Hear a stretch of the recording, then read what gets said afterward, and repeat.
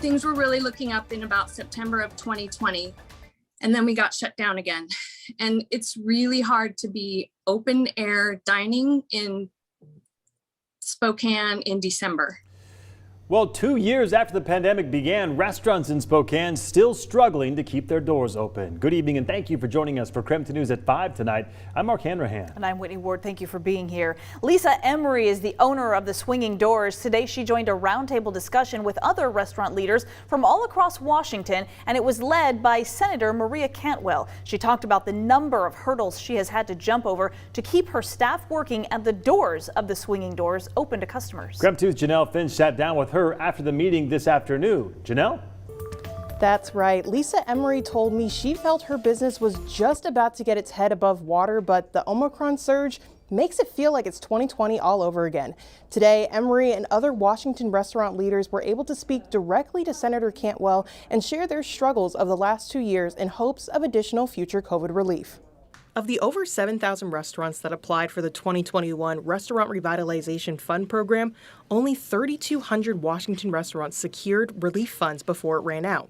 One of those restaurants left without funding was Spokane's The Swinging Doors. The Swinging Doors has been a stable restaurant in the city since 1981. It's been a place for family gatherings and celebrating birthdays with the free complimentary steak. But COVID had to change the way the Swinging Doors and other restaurants serve the community. If you haven't been on this side of the restaurant industry, it doesn't look as bad, I guess. You see drive-thrus have cars in them and people are out and about, but the behind the scenes is a lot different story. The manager says you can see the difference when comparing the numbers pre-pandemic to now.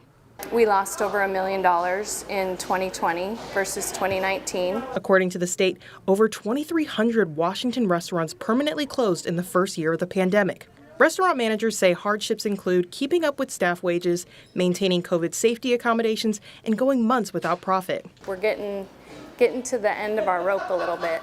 In May 2021, the U.S. Small Business Administration provided $29 billion in COVID relief funds for struggling restaurants.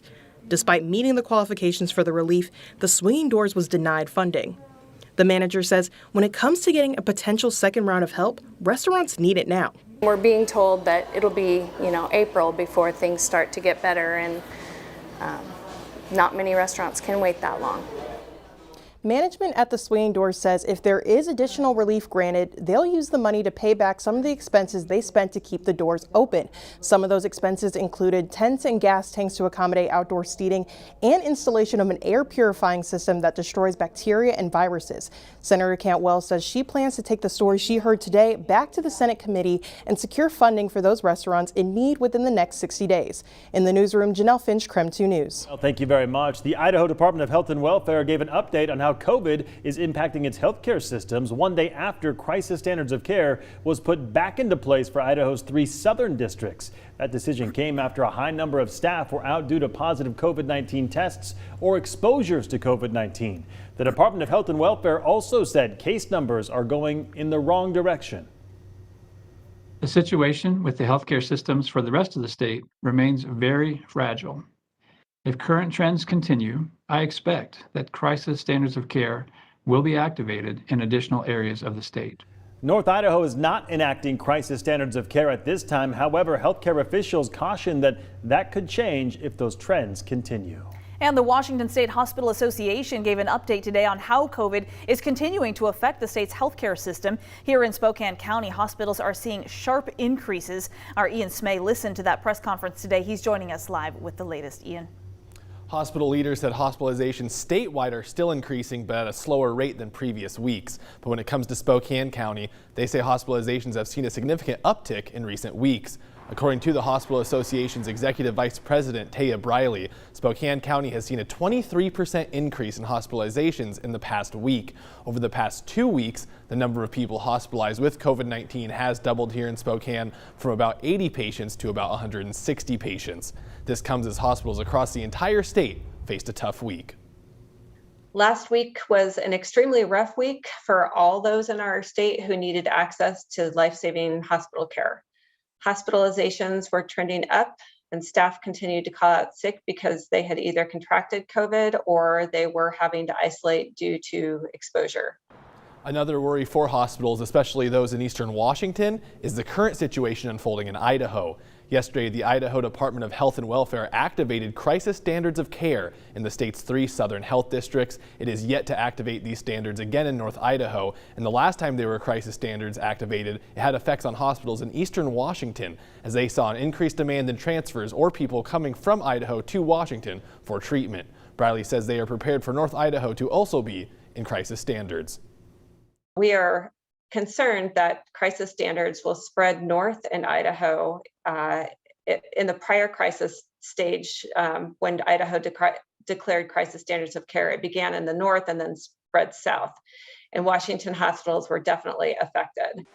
The Hospital Association said it is also placing a large order with 3M for more N95 masks. They said a lot of hospitals across the state are operating in contingency standards when it comes to PPE.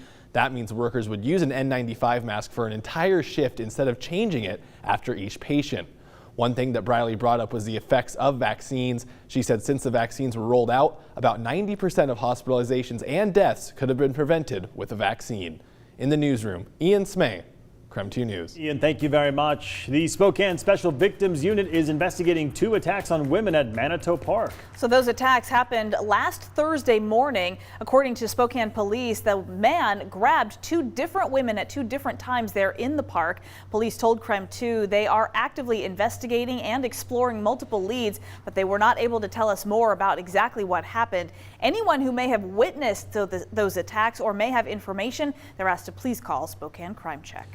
Well, this morning, places around Spokane woke up to a bit of a surprise, a light dusting of snow. Yeah, so that wouldn't seem overly surprising this time of year. However, the way this snow came about is a little bit interesting. So according to our morning meteorologist, Jeremy Legoo, the snow was actually caused by last night's fog. Yeah, he says what's happening, or what happened this morning, is little droplets of water are hitting one another in the fog, and as they do so, they are freezing. And when they do that enough, gravity then takes a hold and pulls them to the ground. And while that's super interesting, it might have made for kind of a slippery morning commute. We want to take a look now at the rest of the day's forecast and to tomorrow, of course, in the morning, since more fog is in the forecast. Right, Thomas? Yeah, that's right, Whitney. I mean, yeah, this morning's fog. You could probably write a PhD thesis on the meteorological processes behind it. Simply speaking, the fog started to get so saturated, it just couldn't hold any more of that water. So it precipitated. But it was so low to the ground, our Doppler radar couldn't even pick it up because it was literally that low to the ground because it was fog in the first place. Still at 31 degrees, just cloudy skies. No fog issues as of this stage in the evening. As of 5 o'clock, no advisories as of yet. But obviously, you could see some patchy fog for tomorrow morning. Mostly everybody below the freezing mark. Back down to 32 now in Pullman now that it is after sunset. Actually got a little bit of sunshine out in Pullman and Moscow just a couple hours ago. Now tomorrow morning our model does have the fog back in the forecast, likely of the patchy variety. Yeah, it could squeeze out some snowfall, even though that is a little bit on the rare side, but just another morning, and it's been almost 2 weeks now of at least a chance of fog in our forecast. Let's break things up with this weather pattern this weekend. Snow in the forecast by Sunday evening, and that'll be our next major weather system, so to speak, that will be moving through the area. We'll show you what that looks like all in just a few minutes. Sounds good, Thomas. We'll check back in with you then. All right, still ahead, the voices of Freeman tell their stories. You didn't deserve the extra 4 years you had to make your case.